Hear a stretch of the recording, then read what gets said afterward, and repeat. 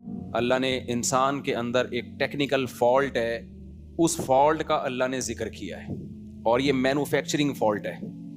وہ فالٹ کیا ہے؟ ان الانسان خلق ہلوعا، انسان ہے جلد باز، وہ چاہتا ہے فوراً مجھے رزلٹ چاہیے، کچھ بھی میں کروں فوراً فائدہ چاہیے مجھے، اس کا فیصلہ کرنے میں جلدی، خواہشات کے پیچھے چلنے میں جلدی۔ اسے پتا ہوتا ہے کہ میں اپنی اس خواہش کو پورا کروں گا تو اس کے سائیڈ ایفیکٹ زیادہ ہیں، وہ کہتا ہے چھوڑو سائیڈ ایفیکٹ دیکھے جائیں گے، جلدی سے بس یہ کام کر لو پہلے۔ سمجھ میں آ رہی ہے بات کہ نہیں آ رہی ہے؟ نشہ کرنے والے کیا کرتے ہیں؟ یار ابھی اڑا لو، سگریٹ پی لو، یہ کر لو، کینسر ہوگا تو دیکھا جائے گا۔ اور جو جلد باز نہیں ہوتے وہ کہتے ہیں بھائی یہ پینا تو اپنے اختیار میں ہے لیکن چھوڑنا پھر اپنے اختیار میں نہیں ہے، بہت مشکل ہو جائے گی، رہنے دو، مت کرو یہ کام۔ جو لوگ محنت نہیں کرتے، سست پڑے رہتے ہیں، وہ فوری مزے اڑا رہے ہوتے ہیں، کیونکہ بستر سے اٹھنے کا دل نہیں چاہتا، چھوڑو، پڑے رہو پڑے رہو پڑے رہو، ابھی مزہ اڑا لو۔ یہ نہیں دیکھتے کہ اس کا فیوچر میں نقصان کتنا زیادہ ہے۔ تو یہ مطلب ہے جلد بازی کا، اس پہ میں بہت بیان کر چکا ہوں، اب میں آگے چلتا ہوں۔ ویسے تو یہ ایسا ٹاپک ہے نا، ساری زندگی اس پہ ہی بولتے رہو تو یہ ختم نہیں ہوگا۔ فالٹ ہی یہی ہے ہمارے اندر۔ فالٹ کیا ہے؟ ہم جنت کو قربان کر دیتے ہیں دنیا کی خوشیوں پہ، تو یہ جلد بازی ہے نا۔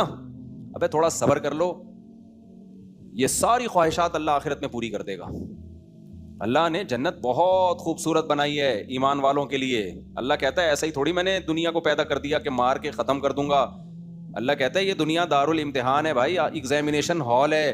اگر یہاں میری مان کے چلو گے تو یہ کیسے ہو سکتا ہے میں مار کے مٹی کر کے ختم کر دوں اور تمہیں کامیاب نہ کروں، میں اس کا بدلہ نہ دوں؟ یہ ہو سکتا ہے کیا؟ ناممکن ہے بھائی۔ اور یہاں میری مخالفت کرو گے تو سزا نہیں ملے گی، یہ بھی نہیں ہو سکتا۔ اب بتاؤ دنیا میں نہ جزا ملتی ہے نہ سزا ملتی ہے؟ ملتی ہے کیا؟ اگر دنیا میں سزا ملتی ہوتی تو ایک انسان نے 100 انسانوں کو قتل کیا، کیا اس کو سزا مل جاتی ہے دنیا میں؟ ایک بار پھانسی پہ لٹکایا جاتا ہے، باقیوں کا بدلہ کہاں گیا بھائی؟ اور دنیا میں لوگ بڑی بڑی قربانیاں بھی دے دیتے ہیں۔ ایک آدمی اپنے ملک کے لیے شہید ہو جاتا ہے، کیا اس کو اس کا بدلہ کنٹری دے دیتا ہے؟ دیکھو دو قسم کے فوجی ہیں، ایک میدان جنگ میں زخمی ہو گیا، ٹانگ ٹوٹ گئی، گورنمنٹ کیا کرے گی؟ ٹانگ بھی لگوائے گی۔ فوج اس کو کیا کرے گی بھائی؟ ٹانگ بھی لگوائے گی، اس کو نشان حیدر بھی ملے گا، بہت کچھ ہوگا۔ اس سے بڑی قربانی اس کی ہے جو پورا ہی قتل ہو گیا، اس کو کیا ملے گا؟ نشان حیدر، لیکن وہ تو چلا گیا بھائی۔ اب اس نشان حیدر سے اس کو کیا فائدہ ہوا ہے بھائی؟ جس نے بڑی قربانی دی اس کو کچھ بھی نہیں ملا، چھوٹی قربانی دی اس کو ٹانگ بھی مل گئی ہے بھائی۔ اور دنیا کی لذتیں بھی کچھ نہ کچھ تو دے دیتے ہیں نا اس کا آلٹرنیٹ، اس کو ٹانگ کا بدلہ تو ہو ہی نہیں سکتا بھائی، لیکن کچھ تو مل جاتا ہے نا اس کو۔ تو اس سے صاف پتہ چلتا ہے بھائی بڑی قربانی دینے والے کو تو اس کو کیا دیں گے آپ؟ قبر پہ آپ اس کے سلامی پیش کر دیں گے، لیکن وہ تو گیا نا دنیا سے۔ اب آپ اس کی قبر پہ 21 توپوں کی سلامی دیں یا پھول ڈالیں، اندر کوئی صحت پہ مردے کے اثر نہیں پڑتا۔ اس سے صاف پتہ چلتا ہے بھائی دنیا میں جو اچھا کرتا ہے اسے اچھے کا بدلہ نہیں ملتا، جو برا کرتا ہے اسے برے کا بدلہ، سینٹینس کمپلیٹ کریں، نہیں ملتا۔ گرمی صرف آپ کو نہیں لگ رہی، ہمیں بھی لگ رہی ہے۔ جب سے میں نے گرمی کے فضائل سنائے ہیں نا اس وقت سے مجھے کچھ زیادہ ہی لگ رہی ہے۔ میں نے تھوڑا موٹیویٹ کیا نا کہ گرمی برداشت کرو، پسینہ نکل رہا ہے، اس سے فیٹ کھلتا ہے۔ لوگوں نے بہت نیچے نیگیٹو کمنٹس کیے ہوئے تھے کہ یہ دیکھو خود اے سی میں بیٹھے رہتے ہیں، ہم نہیں بیٹھے رہتے اے سی میں۔ میں نے صرف یہ کہ زیادہ چھوئی میں بننے کی کوشش مت کرو۔ باقی میرا مقصد گورنمنٹ کو فیور کرنا نہیں تھا کہ جو لوڈ شیڈنگ کے مارا ہوا ہے لوگوں کو، بتانا یہ تھا کہ اس کو بھی انجوائے کرنے کی کوشش کر لو۔ نہیں ہو رہا انجوائے تو کوشش تو کیا جا سکتا ہے نا، کیا خیال ہے بھائی؟ دیکھو جس غم میں کچھ فائدے ہو نا اس غم کو برداشت کرنا آسان ہوتا ہے، اور غم برائے غم ہو اس کو برداشت کرنا مشکل ہوتا ہے۔ کیا خیال ہے؟ اب اگر کوئی آپ کو ٹینشن ملی ہے، ٹینشن برائے ٹینشن ہی ہے، اس کا کوئی فائدہ نہیں ہے، اس سے ڈپریشن میں جاتا ہے آدمی۔ لیکن اگر ٹینشن میں کچھ فائدے چھپے ہوئے ہیں تو وہ فائدے سوچ کے ٹینشن کم کرنا اچھی بات ہے یا نہیں ہے؟ تو میں نے جو گرمی کی فضیلت پر بیان کیا تھا نا کہ اتنے پسینے نکل رہے ہیں، وہ آپ کی ٹینشن کو کم کرنے کے لیے کیا تھا۔ اپنی ٹینشن میری ویسے ہی سوچ کے کم خود بخود ہو جاتی ہے، اس کے لیے مجھے آپ کو بتانے کی ضرورت نہیں۔ تو جب شدید گرمی لگے، پسینہ نکلے، ٹینشن ہمیں بھی ہوتی ہے، آپ کو بھی ہوتی ہے، ایک چیز سوچ لیا کرو، یار یہ پسینہ نکلنا صحت کے لیے مفید نہیں بلکہ انتہائی مفید ہے۔ سمجھتے ہو کہ نہیں سمجھتے؟ اس کے لیے تو ڈاکٹر مشورے دیتے ہیں، جم جاؤ، بھاگو دوڑو۔ گورے کیا کرتے ہیں؟ اسٹیم لیتے ہیں پسینہ نکالنے کے لیے، تمہیں فری پھوکٹ میں کہ الیکٹرک کی طرف سے پسینہ مل رہا ہے۔ تو ٹینشن ہمیں بھی ہوتی ہے پسینہ نکلنے سے، آپ کو بھی ہوتی ہے گرمی, ہمیں بھی لگتی ہے, آپ کو بھی لگتی ہے, لیکن اس گرمی میں کچھ فائدے بھی تو ہیں نا. تو وہ فائدے سوچ کے اگر ٹینشن کم ہو رہی ہے تو اس میں ٹینشن لینے کی کوئی بات نہیں ہے. اس پہ کمنٹس میں پازیٹیو کیا کریں یار, ویل ڈن مفتی صاحب نے کوئی تو ایسی بات کی جو گرمی میں خوشی کی بات. تو پسینہ نکلنے سے واقعی بہت فائدہ ہوتا ہے, تھوڑا نہیں ہوتا, بہت زیادہ ہوتا ہے. گرم علاقے کے لوگوں کی عمریں لمبی ہوتی ہیں کیونکہ ان کی باڈی میں فلیکسیبلٹی زیادہ ہوتی ہے. آپ کو پتا ہے ہارٹ اسپیشلسٹ ڈاکٹر سے میں نے سنا, جو آغا خان میں بہت بڑے ہارٹ اسپیشلسٹ ہیں, سردیوں میں فالج, بلڈ پریشر, ہارٹ اٹیک, یہ کیسز زیادہ ہیں. سمجھتے ہو کہ نہیں سمجھتے؟ سردیوں میں برین ہیمریج سے مرنے والے لوگوں کا ریشو گرمیوں کی نسبت, بس یہ بات کمپلیٹ کر کے ٹاپک پہ آ رہا ہوں, سردیوں میں ہارٹ اٹیک کا ریشو گرمیوں کی نسبت, آپ جائیں آغا خان سے اور بڑے بڑے ہاسپٹل سے ذرا وہ رپورٹ لیں, سردیاں جیسے ہی آتی ہیں بی پی ہائی, فالج کے اٹیک زیادہ, ہارٹ اٹیک زیادہ. کیوں؟ سردیوں میں جسم کیا ہوتا ہے, کھنچتا ہے, رگیں کیا ہوتی ہیں, سکڑتی ہیں. جب رگیں سکڑتی ہیں بی پی بھی ہائی ہوگا, برین ہیمریج کا بھی خطرہ ہوگا, ہارٹ اٹیک کا بھی خطرہ. اور گرمیوں میں کیا ہوتی ہے, گرمیوں میں لچک پیدا ہوتی ہے, وہ آدمی جو ہے نا پورا وہ کیا کہتے ہیں پگھلتا ہے. تبھی یہ ڈاکٹروں کی رپورٹ پیش کر رہا ہوں, گرم علاقوں کے لوگوں میں عمریں زیادہ ہوتی ہیں ان کی. آپ کہہ سکتے ہیں یورپ امریکہ میں اور ٹھنڈے علاقوں میں تو بہت اب گوروں کی لمبی لمبی عمریں ہو گئی ہیں, وہ پھر موسم کی وجہ سے نہیں, انہوں نے اپنی صحت کو مینٹین بہت ضرورت سے زیادہ کیا ہوا ہے, بہت زیادہ ناپ تول کے کھاتے پیتے ہیں. گرم علاقے کے آدمی کو اتنا زیادہ ٹینشن کی ضرورت نہیں ہوتی, سمجھتے ہو. خیر اب ہم اصل ٹاپک کی طرف آتے ہیں. تو مقصد صرف یہ تھا کہ گرمی میں ٹینشن تو ہم کو بھی ہو رہی ہے بھائی, آپ کو بھی ہو رہی ہے, لیکن کوئی ٹینشن کم کرنے کی بات ہو جائے تو وہ اچھی ہوتی ہے. سمجھتا ہے کہ نہیں سمجھتا؟ جب اے سی کے پیسے نہ ہوں تو پھر یہ باتیں سوچ کے کیا کرو, صبر کیا کرو, ٹھیک ہے نا, کہ ہر پسینہ نکلنے سے فائدہ ہی ہوتا ہے, نقصان نہیں ہوتا. اچھا اب ہم آگے چلتے ہیں. تو میں کیا عرض کر رہا تھا, کیا بات کر رہا تھا میں, ہاں, دنیا میں مجھے ایک بات بتاؤ, پورا بدلہ ملتا ہے کسی کو اچھے کام کا؟ بولو نا, نہیں ملتا. بلکہ بعض دفعہ جس نے اچھا کیا ہوتا ہے اسے بدلہ برا مل رہا ہوتا ہے, جس نے برا کیا ہوتا ہے وہ استغفر اللہ, پھر وہ اچھا, اس کو میں کہنے والا تھا صدر بن جاتا ہے, وہ پھر غلط ہو جاتا نا. جس نے برا کیا ہوتا ہے اس کو اچھا بدلہ مل رہا ہوتا ہے, جس نے اچھا کیا ہوتا ہے اس کو کیا مل رہا ہوتا ہے, برا بدلہ مل رہا ہوتا ہے. یہ تو ہم صبح شام دیکھ رہے ہیں, صبح شام دیکھ رہے ہیں. اس سے صاف پتہ چلتا ہے بھائی دنیا دار الجزا نہیں ہے. کبھی کبھی ہوتا ہے کہ اچھا کرتے ہو تو اچھا بدلہ بھی مل جاتا ہے, کبھی ایسا بھی ہو جاتا ہے, لازمی نہیں ہے یہ. تو یہ کیا بات ہے, کچھ لوگ اچھا کر رہے ہیں بدلہ اچھا نہیں مل رہا, کچھ برا کر رہے ہیں بدلہ اچھا مل رہا ہے. تو بھائی یا تو یہ بنانے والے کی طرف سے معاذ اللہ دھاندلی ہو رہی ہے. کیا ہو رہی ہے؟ پھر تو ہم بجائے حکومت کو برا بلا کہنے کے معاذ اللہ, پھر تو لوگ اللہ میاں کو کہیں گے غلط کہ اللہ میں نے اتنا, تبھی تو لوگ ٹینشن میں آتے ہیں, یار میں اتنا اچھا کر رہا ہوں پھر بھی میرے کاروبار میں نقصان.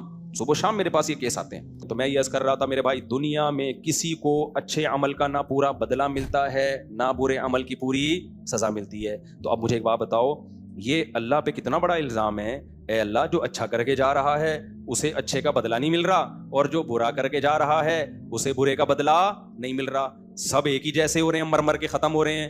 تو اللہ کہتے ہیں کہ یہ تمہیں کس نے کہہ دیا کہ بدلہ نہیں ملتا؟ اصل میں تم اس دنیا کو سمجھ رہے ہو دار الجزا, یہ بدلے کی جگہ ہے. میں نے کب کہا کہ یہ بدلے کی جگہ ہے؟ یہ دار الامتحان ہے, یہ ایگزامینیشن ہال ہے, یہ بدلے کی جگہ نہیں ہے. اے اللہ پھر بدلے کی جگہ کہاں ہے؟ مر کے تو لوگ مٹی ہو کے ختم ہو جاتے ہیں.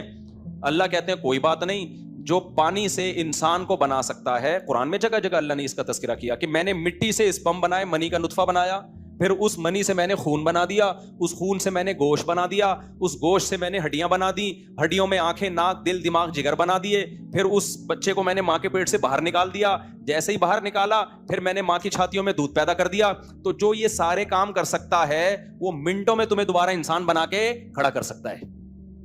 سمجھ میں آ رہی ہے بات کہ نہیں آ رہی؟ تو ہم نے کہا اللہ مان لیا ٹھیک ہے جی, منٹوں میں تو جب اس طرح سے بنا سکتا ہے تو اس طرح بھی بنا سکتا ہے. لیکن ہم تو یہ دیکھ رہے ہیں کہ یہ ساری چیزیں لاجک کے تحت ہو رہی ہیں. منی سے خون بننا, اس کی ایک میڈیکل سائنس میں ایک لاجک بیان کی جاتی ہے. خون سے گوشت بننا, اس کی کیا ایک لاجک ہے. میڈیکلی یہ سب چیزیں ثابت ہیں کہ ایسا پاسبل ہے. لیکن مٹی سے انسان بننا, میڈیکلی اس کا کوئی پروف ہمیں بولو نہیں ملتا. تو اللہ جواب میں کیا کہیں گے؟ اللہ کہیں گے جو سافٹ ویئر میں نے مٹی میں انسٹال کر دی ہے کہ اس پروسیس سے گزرنے کے بعد وہ منی بن جاتی ہے, پھر وہ اس پروسیس سے گزرنے کے بعد خون بن جاتی ہے, پھر اس پروسیس سے گزرنے کے بعد گوشت, اور پھر انسان, اور پھر اسی روٹی سے دودھ. تو کیا خدا اس مٹی میں وہ سافٹ ویئر دوبارہ انسٹال نہیں کر سکتا؟ نہیں آئی میرے خیال بات سمجھ. یہ تو تم نے ایک طریقے سے بنتے ہوئے دیکھ لیا تو کہہ رہے اس طرح بن سکتا ہے. اگر تمہاری کھوپڑی صحیح کام کر رہی ہوتی تو تم کہتے جو اس طرح سے بنا سکتا ہے وہ دوسرے طریقوں سے بھی بنا سکتا ہے. تو چلو ٹھیک ہے, اللہ ہم نے مان لیا تو بنا سکتا ہے بھائی, لیکن بنائے گا کیوں؟ تو کیوں بنائے گا؟ اللہ کہتے ہیں مجھ پر یہ سوال نہیں ہوتا میں دوبارہ کیوں بناؤں گا, سوال یہ ہوتا ہے کیوں نہیں بناؤں گا. کیونکہ اگر میں نہیں بناؤں نا تو میرے اوپر بہت بڑی انگلی اٹھے گی, الزام اٹھے گا. وہ یہ کہ جو 100 انسانوں کو قتل کر کے دنیا سے گئے, ہزاروں بچوں کے قاتل جیسے فرعون, ہزاروں انسانوں کے قاتل جن کو ساری دنیا مجرم مانتی ہے, اور ہزاروں انسانوں کے جان بچانے والے. اس دنیا میں ایسے لوگ بھی ہیں جنہوں نے محنت کر کے ایسی میڈیسن ایجاد کی, ایسی ویکسین ایجاد کی جس سے ہزاروں کی جانیں بچا لی انہوں نے. تو پھر ہزاروں کو قتل کرنے والے اور ہزاروں کو بچانے والے مرنے کے بعد سیم, پھر کوئی دارالجزا ہے ہی نہیں. یہ زیادہ بڑا الزام ہے میرے اوپر. ابھی قرآن کہتا ہے ام نجعل المتقین کالفجار. ارے بے وقوفو تم یہ بتاؤ, میں نے مار کے سب کو مٹی کر کے ختم ہی کرنا ہوتا تو اس کا سیدھا سیدھا مطلب یہ ہوا کہ میری نظر میں اچھے اور برے برابر ہیں, دونوں کا انجام کیا ہونے والا ہے؟ سیم. تو یہ پھر تو خدا عادل نہ ہوا, بلکہ کیا ہے وہ ظالم ہے کہ نہیں ہے؟ ارے مقابلہ ہو رہا ہے دوڑ کا نا, تکڑ تکڑ تکڑ, حکومت نے ارینج کیا اولمپکس کھیلوں میں کہ چلو جی ان دو کا مقابلہ ہوگا. آپ محنت کر رہے ہو یار میں اس مقابلے کو جیتوں گا. آپ نے پھر گورنمنٹ سے پوچھا اگر میں جیت گیا تو ملے گا کیا؟ انہوں نے کہا ٹھینگا. کیا ملے گا؟ ٹھینگا. اگر میں ہار گیا تو کیا ہوگا؟ اس میں بھی ایک ہی ٹھینگا. تو آپ بولو گے ہم نے بڑے بڑے بے شرم دیکھے ہیں, یہی کہو گے نا حکومت کو, آپ سے بڑا نہیں دیکھا ہم نے, یہی کہو گے کہ نہیں کہو گے؟ اللہ کہتے ہیں کہ جو جیتنے والے کو بھی ٹھینگا دے اور مارنے والے کو, ہارنے والے کو بھی ٹھینگا دے, تو اس پہ دنیا کی, اس کو دنیا ملامت کرتی ہے. تو میں جو عادل بادشاہ ہوں اور مقابلہ بھی دوڑ کا نہیں ہو رہا, اچھے اور برے عمل کا مقابلہ ہو رہا ہے, جو بالکل سچی مچی کا مقابلہ ہے جس کے لیے انسان بنا ہے.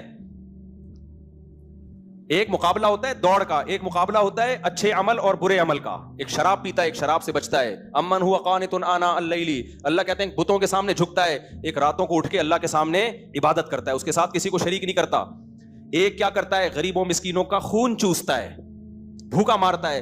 دوسرا کیا کرتا ہے, انما نطعمکم لوجہ اللہ لا نرید منکم جزاء ولا شکورا, اپنی خون پسینے کی کمائی غریبوں پہ خرچ کر کے ان کو کھلاتا ہے, اور کہتا ہے میں تم سے شکریہ بھی نہیں مانگتا, میں تم پہ اس لیے خرچ کر رہا ہوں تاکہ میرا رب مجھ سے خوش ہو جائے. اللہ کہتے ہیں دونوں کو ٹھینگا ملے گا کیا؟ اگر مر کے ہم ختم ہو رہے ہیں اس کا مطلب دونوں کو کیا ملا؟ بولتے کیوں نہیں بھائی, ٹھینگا ملا ہے پھر. تو اللہ کہتے ہیں یہ الزام میرے اوپر جو لگائے گا نا اس کو الگ سے سزا دوں گا میں, اس کی بدعمالیوں کی سزا الگ, اور یہ جو اس نے میرے پر الزام لگایا تھا نا کہ مار کے ختم کر دیتا ہوں میں, یہ اس کی الگ سزا ملے گی. ذالک ظن الذین کفروا فویل للذین کفروا من النار. اللہ کہتے ہیں یہ کافر کا میرے اوپر الزام ہے کہ میں سب کو مار کے سیم کر دیتا ہوں, برابر کر دیتا ہوں, اور ایسے کافر کے لیے میں نے جہنم کی آگ تیار کر کے رکھی ہے جو مجھے اتنا بڑا ظالم مانے. تو اس لیے میرے بھائی ہمیں صاف پتہ چل گیا کہ موت کے بعد ایک زندگی ہے, اس میں اصل ہمیں اجر ملے گا. اگر اچھا کیا ہوگا تو اچھا, برا کیا ہوگا تو کیا ملے گا؟ چترول وہاں پڑیں گے, یہاں کے چترول تو کچھ بھی نہیں ہے. سمجھ میں آ رہی؟ یہاں تو اچھے لوگوں کو بعض دفعہ چترول لگ جاتے ہیں اور برے لوگ چترول مار رہے ہوتے ہیں, صحیح ہے نا, الٹا مار رہے ہوتے ہیں ان کو.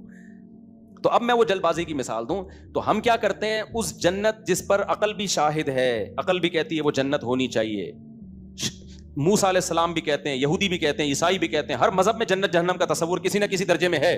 اتنے لوگ ایک بات پر جمع ہیں, لیکن ہم کیا کہتے ہیں, تھوڑی سی لذت کی خاطر اپنے آپ کو اس جنت کی نعمت سے محروم کر دیتے. تو یہ جلد بازی ہے کہ نہیں ہے؟ بولتے کیوں نہیں بھائی, تھوڑا صبر کر لے یار, بعد میں مل جائے گی. آدمی کہتے نہیں صبر نہیں کروں گا, ابھی چاہیے جو بھی ملے.